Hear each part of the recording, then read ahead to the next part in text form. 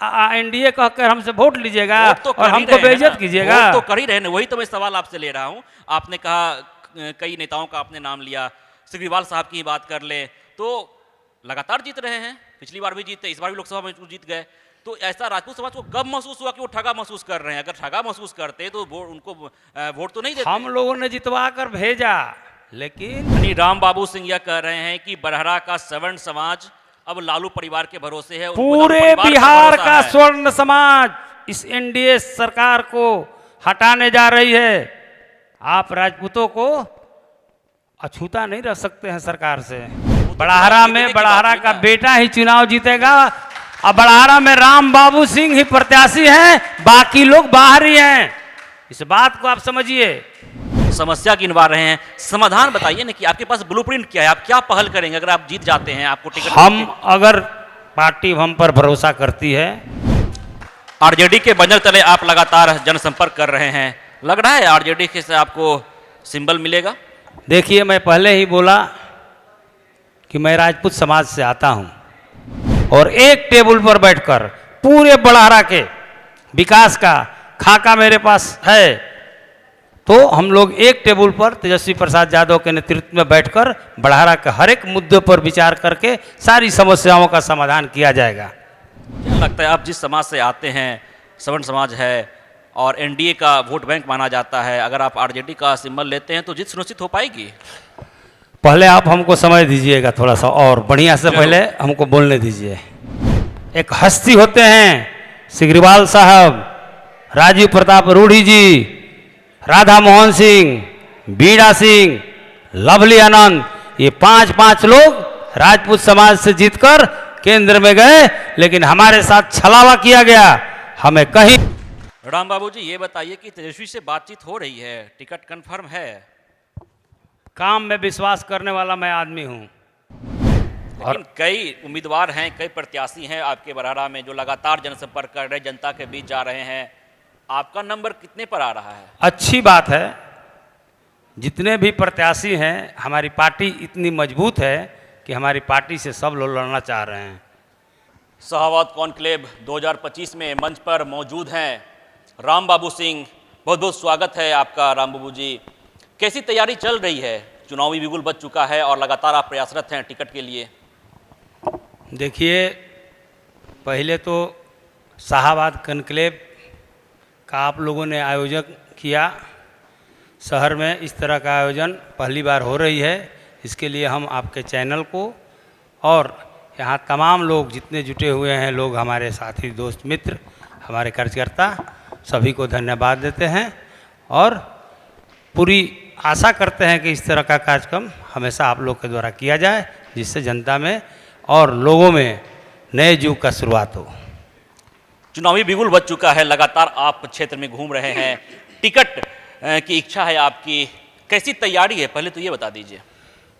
राम बाबू सिंह बड़ाहरा विधानसभा, बड़ाहरा block, बड़ाहरा थाना, बड़ाहरा पंचायत का रहने वाला, बड़ाहरा का बेटा हूँ और राष्ट्रीय जनता दल के बैनर तले राष्ट्रीय जनता दल को मजबूत करने के लिए, तेजस्वी प्रसाद यादव को मुख्यमंत्री बनाने के लिए, राष्ट्रीय जनता दल को ऊंचाइयों पर पहुंचाने के लिए राम बाबू सिंह बहुत दिनों से प्रयासरत हैं और बड़ाहरा के लोग राम बाबू सिंह को अपना बेटा मान चुके हैं।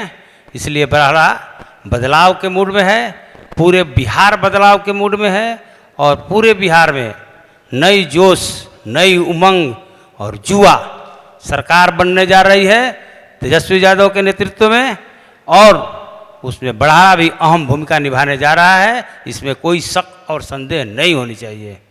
राम बाबू जी, लगातार आप क्षेत्र में घूम रहे हैं तो आपने यह भी कहा कि आपको बड़ाहरा की जनता अपना बेटा मान चुकी है। क्या समस्या देख रहे हैं? जमीनी समस्या क्या है बड़ाहरा की? देखिए, बड़ाहरा विधानसभा हमेशा से उपेक्षाकृत, वहाँ विकास नहीं हुआ है। बहुत लोग प्रतिनिधित्व किए, लेकिन जो विकास होनी चाहिए बड़ाहरा की मूलभूत सुविधाओं की, वो आज तक अधूरी है।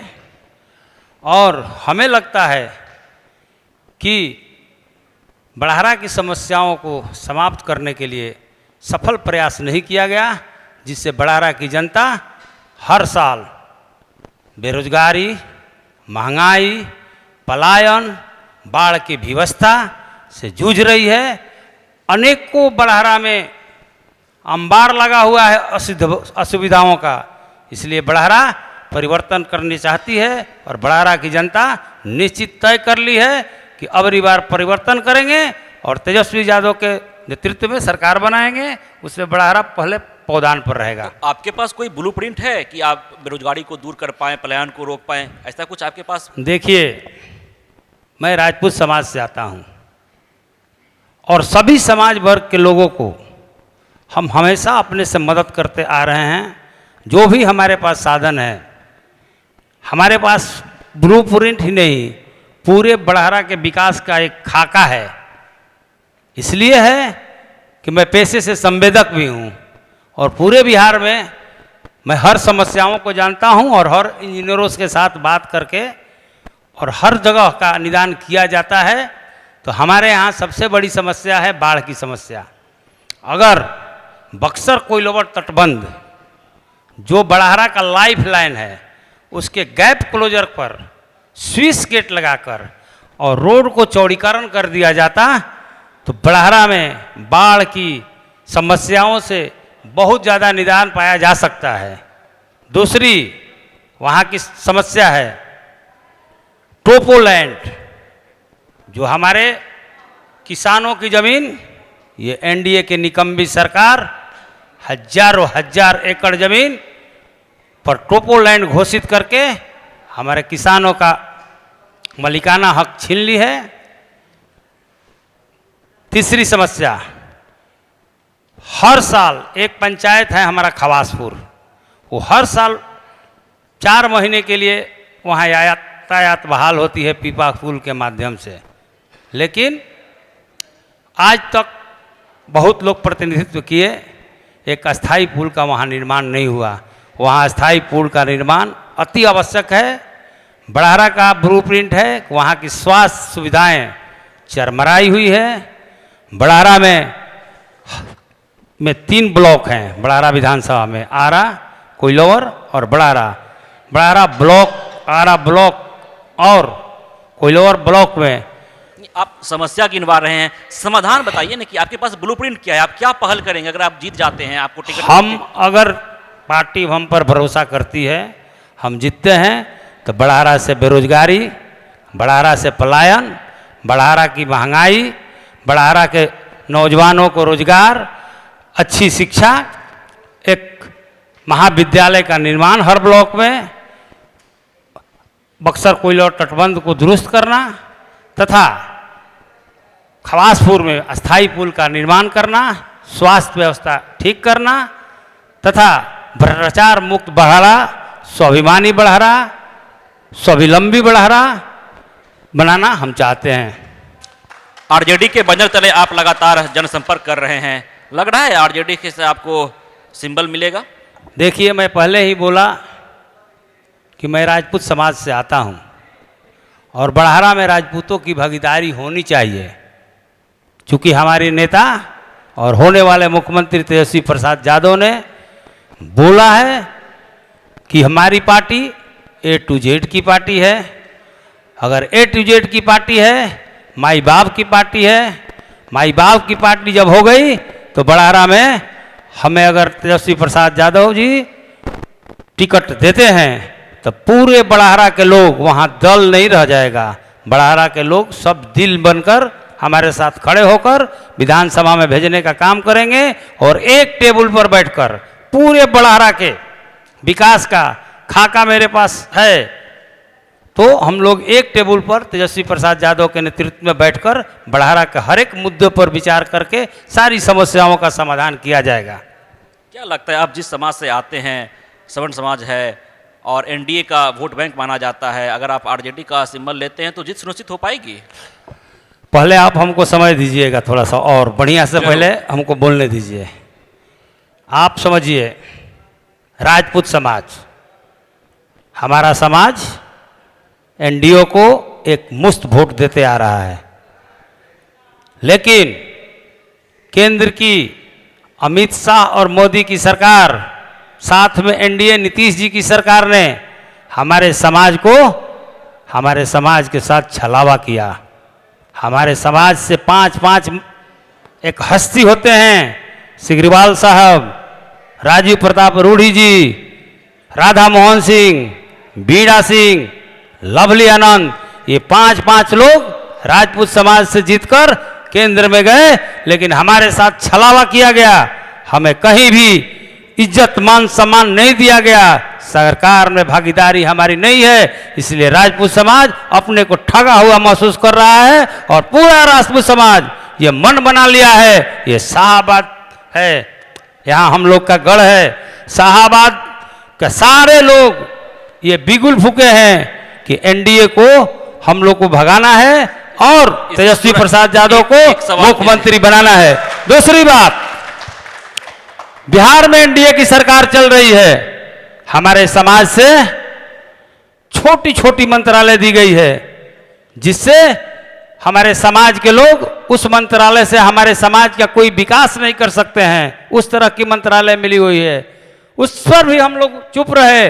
लेकिन जब आयोग का गठन हुआ तो हमारा समाज टकटकी लगा के बैठा था कि ये 12 आयोग का गठन हुआ, हमारी हिस्सेदारी कहाँ है?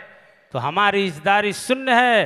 तो राजपूत समाज देता है, जितना जल्दी देता है उतना जल्दी छीनता भी है। इसलिए एक मिनट पूरा कर लेने दीजिए। तो हम आयोग में भी टकटकी लगा कर बैठे, कोई हमें मान मर्यादा प्रतिष्ठा नहीं मिली किसी भी आयोग में। तो भैया हम आपको फोकट में वोट करेंगे? हम आपके बंधुआ मजदूर हैं, भाजपा का एनडीए कहकर हमसे वोट लीजिएगा और हमको बेइज्जत कीजिएगा? तो कर ही रहे हैं, वही तो मैं सवाल आपसे ले रहा हूं। आपने कहा कई नेताओं का आपने नाम लिया, सिग्रीवाल साहब की बात कर ले, तो लगातार जीत रहे हैं, पिछली बार भी जीते, इस बार भी लोकसभा में जीत गए। तो ऐसा राजपूत समाज को कब महसूस हुआ कि वो ठगा महसूस कर रहे हैं? अगर ठगा महसूस करते तो उनको वोट तो नहीं देते। हम लोगों ने जितवा कर भेजा, लेकिन नीतीश जी की सरकार, मोदी की सरकार, अमित शाह जी की सरकार हमारे समाज के साथ छलावा किया और हमारे समाज के किसी भी सांसद को मंत्री नहीं बनाया। हमारी मान सम्मान से खिलवाड़ किया गया है और राजपूत समाज से मान सम्मान से खिलवाड़ किया जाता है तो राजपूत समाज पलटने में भी देर नहीं करता है। इसलिए पूरे बिहार की जनता एक तरफा टकटकी लगा के बैठी है कि इस निकम्मी सरकार को चुनाव जल्दी आए कि इसको हटाएं और हमारी सरकार की जिस तरह से लालू जी के यहाँ आप कहते हैं राजपूत समाज, आप बताइए कुंवर सिंह विश्वविद्यालय कौन दिया? लालू प्रसाद यादव जी ने दिया। गिद्धा में किसका जमीन है? राजपूत समाज का जमीन है। बोटलिंग प्लांट कौन दिया? लालू प्रसाद यादव जी ने दिया। और सुन लीजिए, डिग्री कॉलेज विश्वविद्यालय हो गया, बोटलिंग प्लांट इंडियन ऑयल और एचपीसीएल का। हम लोग का चिर परिचित मांग था आरा सासाराम रेल लाइन का निर्माण, लालू प्रसाद यादव जी ने दिया। केंद्रीय विद्यालय आरा में माननीय लालू प्रसाद यादव जी का देन है। रघुवंश बाबू और जगता बाबू जैसे लोग लालू प्रसाद यादव के साथ मिलकर काम करने वाले मनरेगा मैन राजपूत समाज से थे। यानी राम बाबू सिंह यह कह रहे हैं कि बरहरा का सवर्ण समाज अब लालू परिवार के भरोसे है। पूरे बिहार का स्वर्ण समाज इस एनडीए सरकार को हटाने जा रही है।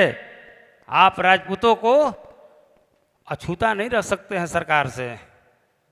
हम अछूते हैं, हम पाँच सांसद देते हैं और आप हम किसी को मंत्रालय नहीं देते हैं। हमारे समाज के साथ छलावा हुआ है और ये आवाज़ शाहाबाद से उठेगी, पूरे बिहार में जाएगी।